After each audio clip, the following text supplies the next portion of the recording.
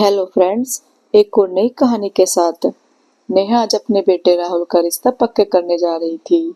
वह और उसका बेटा गाड़ी से नीचे उतरे और लड़की वालों अर्थात काजल के घर की ओर चल दिए। लड़की वालों के यहाँ उनका खूब अच्छे से स्वागत किया गया। चाय पानी पीने के बाद काजल को बुलाया गया। काजल और राहुल ने दूसरे को देखा। दोनों की नजरें मिली तो काजल ने अपनी नजर शर्म के मारे झुका दी। दोनों को अकेले में बात करने के लिए भेजा गया। थोड़ी देर के बाद जब वे दोनों वापस आए और दोनों की राय पूछी गई तो दोनों ने इस रिश्ते के लिए हाँ कर दी। जब नेहा से यह बात पूछी गई तो उसने पहले राहुल को फिर काजल को देखा और फिर उसने कहना शुरू किया कि इस रिश्ते को जोड़ने के पहले उसकी एक शर्त है। अगर यह शर्त उसकी मंजूर की जाती है तब यह रिश्ता पक्का किया जाएगा। काजल के घर वाले सोचने पड़ गए कि शायद दहेज की कोई बात हो गई। उन्होंने नेहा को अपनी शर्त बताने को कहा। नेहा ने कहा, मेरा स्वभाव बहुत ही पारदर्शी है। मैंने अपनी पूरी जिंदगी रिश्तों को निभाने और बचाने में गुजारी है। दफ्तर में और घर परिवार में दोनों जगह पर अपना फर्ज बखूबी निभाकर मैंने अपना बहुत नाम कमाया है। राहुल को बड़ा करने में मैंने और इसके पापा ने अपनी जी जान लगा दी है। राहुल हमारा दो बहनों का बीच इकलौता भाई है, इसलिए इसमें हम सब की जान बसती है। इसलिए मैं चाहती हूँ कि मुझे दहेज में चाहे कुछ मिले या न मिले, पर मुझे ऐसी बहू मिले जो बेहद ही संस्कारी हो, जो मेरी तरह ही सारे रिश्ते निभाए और खुशी खुशी अपने सारे फर्ज पूरा करे। वह अपने पति को सिर्फ अपनी जागीर न माने, पर उसके बचपन से लेकर आज तक जो उसके साथ रिश्ते जुड़े हैं उनकी भावनाओं को भी समझे और उनके प्रति जो उसके फर्ज हैं उनको पूरा ध्यान करे। क्योंकि अपने आसपास ऐसे किस्से बहुत देख सुन रही हूँ जिसमें बहुएं घर पे आते ही बेटों को अपने मोहजाल में फंसाकर अपने घर परिवार से अलग कर देती हैं। ना वह उन्हें किसी रिश्ते से निभाने देती हैं और ना उनके प्रति कोई फर्ज ही पूरा करने देती हैं। यहाँ तक कि माँ बाप के लिए या अपने भाई बहनों के लिए भी अगर बेटा कुछ करना चाहे तो वे उन्हें करने नहीं देती है। उन्हें सिर्फ खुद की और अपने रिश्तों की पड़ी रहती है। बाकी अपने पति के रिश्ते तो उन पर जैसे बोझ बन जाते हैं। माँ बाप जो अपने बच्चों को बड़ा करने में अपनी पूरी जिंदगी लगा देते हैं और उम्र भर उनकी खुशियों को त्याग कर अपनी खुशियों और अपने आराम का त्याग करते रहते हैं, ऐसे माँ बाप के बच्चे जब बड़े हो जाते हैं और अपने माँ बाप और अपने भाई बहनों को त्यागों की बदौलत ही जिंदगी में जब कुछ कमाने के लायक बनते हैं, तब ऐसे वक्त में उनकी शादियां हो जाती हैं। और जब सुख जिंदगी में इतने संघर्ष करने के बाद उनके परिवार को मिलना चाहिए, वह सिर्फ उनकी पत्नियों को मिलता है। क्योंकि आजकल की पत्नियां अपने पतियों को अपने घर वालों से कुछ करने ही नहीं देती हैं। बेचारे माँ बाप जो बरसों इंतजार करते हैं अपने बच्चों के बड़े होने का, वे बुढ़ापे में बेसहारा हो जाते हैं। हाँ, यह बात बिल्कुल सही है कि पत्नियों का अधिकार जरूर है अपने पतियों पर, क्योंकि वे भी अपना घर परिवार छोड़कर एक अनजान इंसान के साथ अपनी पूरी जिंदगी बिताने आती हैं। पर इसका मतलब यह तो बिल्कुल नहीं है कि बेटों की शादी हो जाने के बाद उनके माँ बाप या भाई बहनों या रिश्तेदारों को उनके पतियों पर कोई अधिकार नहीं है। एक नया रिश्ता इतने सारे पुराने रिश्ते पर भारी पड़ जाता है, जो कि मैं नहीं चाहती। मेरी नजर में शादी सिर्फ दो लोगों का मिलन नहीं, पर दो परिवारों का मिलन भी है, जिन्हें दुख सुख में हमेशा संग चलना है। दोनों परिवार गाड़ी के दो पहियों की तरह हैं, जिनमें से अगर एक पहिए का संतुलन बिगड़ा तो जिंदगी गाड़ी बीच में अटक जाती है। मेरे पास पैसों की कोई कमी नहीं है, मेरे खुद के पैसे बहुत हैं, पर इसका यह मतलब नहीं कि शादी के बाद मेरा बेटा मेरे लिए या अपनी बहनों और अपने रिश्तेदारों के लिए कुछ खर्चा कर नहीं सकता है। शादी के बाद भी उन सभी का उतना अधिकार है जितना कि आज।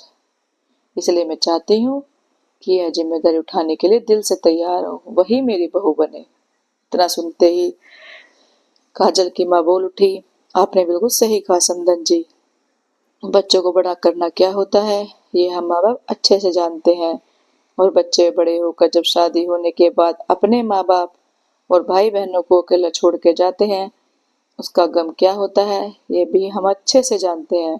और काजल तो खुद भी इस दर्द से वाकिफ है, क्योंकि महेश भी दो बहनों के बीच हमारा इकलौता बेटा है, जो शादी के तुरंत बाद ही हमसे अलग होकर अपने ससुराल के पास में ही अपना घर लेकर रहने लगा है। इसलिए इस मामले में आप निश्चिंत रहिए, मेरी बेटी काजल अपने सारे रिश्ते और फर्ज बखूबी अदा करेगी, इसकी गारंटी मैं देती हूँ। अब आप सिर्फ रिश्तों के लिए हाँ कर दीजिए। तब नेहा ने कहा, यही बात मैं काजल के मुख से सुनना चाहती हूँ। काजल ने भी इस बात के लिए अपनी हामी भर दी। दोनों परिवार के बीच रिश्ता जुड़ गया और थोड़े ही दिनों में खुशी खुशी राहुल और काजल की शादी हो गई। शुरुआत के दिनों में तो सब ठीक रहा। काजल राहुल को किसी बात के लिए मना नहीं करती थी। वह अगर काजल के लिए कुछ लाता था तो अपने माँ बाप और बहनों के लिए भी कुछ न कुछ जरूर लाता रहता था। परंतु धीरे धीरे काजल को यह बात खटकने लगी और वह राहुल के कान भरने लगी। वह क्यों सबके लिए इतना खर्चा कर रहा है? उसके माँ बाप के पास इतना पैसा है, वह खुद करे, न सबके पीछे खर्चा। वे लोग कहीं घूमने जाते तो कभी कभी राहुल अपने पूरे परिवार को भी साथ ले जाता। इस बात पर भी काजल चिढ़ने लगी। हाँ, ये बात अलग थी कि वह अपने परिवार वालों के पीछे दिल खोल कर खर्चा करती थी और उनको साथ में घुमाने भी ले जाया करती थी। राहुल उसको कभी कुछ नहीं कहता था और उसकी कही हुई बातों भी वह एक कान से सुनता और दूसरे कान से निकाल देता। पर जब काजल का हस्तक्षेप हर बात में बढ़ने लगा और जब उसने यह धमकी दी कि अगर राहुल ने अपना हाथ पक्का नहीं किया तो वह उसे छोड़कर मायके चली जाएगी, तब राहुल ने तंग आकर उससे कहा कि वह क्या उसे छोड़कर जाएगी, वह खुद उसको उसके मायके छोड़ के आएगा। यह कहते ही राहुल ने काजल का हाथ पकड़ा और उसे खींचकर अपनी गाड़ी में बिठाया और सीधे अपने ससुराल पहुंचा।